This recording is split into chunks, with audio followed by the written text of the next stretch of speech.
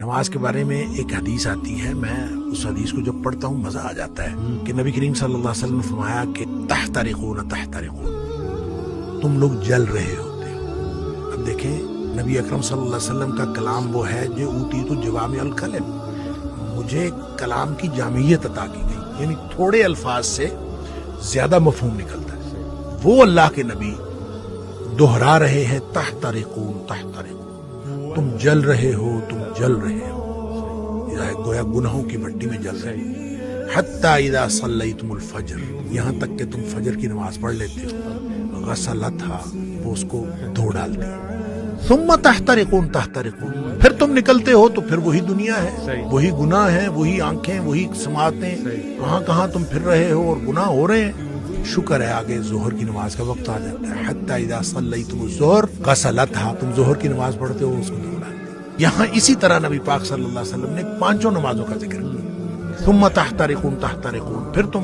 گناہوں کی بھٹی میں جل رہے ہوتے ہو، آگے نماز آ جاتی ہے، غسلتھا، اس کو دھو ڈالتے ہو۔ لیکن جب عشاء کی نماز کی بات کی نا تو آپ نے فرمایا کہ حتی اذا صلیتم العشاء غسلتھا، وہ اس کو دھو ڈالتی ہے۔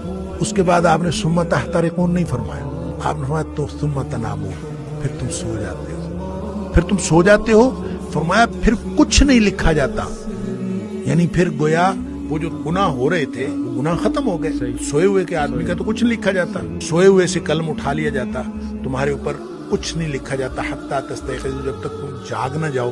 اچھا، اس کا مطلب یہ ہے کہ جو نہیں سویا عشاء کے بعد تو وہ تو تحترقون تحترقون ہو جائے گا۔ تو یہاں سے ایک مسئلہ نکلتا ہے کہ ہم جو عشاء کی نماز پڑھ کے جاگتے رہتے ہیں اور 11-12 بجے تک جاگتے رہتے ہیں، وہ ہم گناہوں کو سمیٹتے رہتے ہیں اور غسلتھا کیے بغیر سو جاتے ہیں، اتنا بڑا رسک لیتے ہیں۔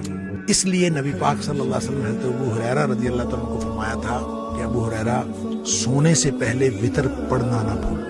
یہ جو وتر ہے یہ اصل میں رات کی نماز ہے، یہ عشاء کی نماز نہیں ہے، رات کی نماز ہے۔ تو جس شخص نے تو عشاء کے بعد فوراً سونا ہے وہ تو عشاء کے ساتھ پڑھ لے کہ اس نے سونا ہے اس کے بعد۔ تو جس نے نہیں سونا، رات 11-12 بجے تک جاگنا ہے، تو وہ پھر وتر نہ پڑھے تاکہ وہ اپنے سونے سے پہلے وتر پڑھے۔ وہ جو جتنا کچھ تحترقون تحترقون ہوا ہو اس کو غسلتھا کر دے اور پھر آدمی سو جائے۔ کیا بات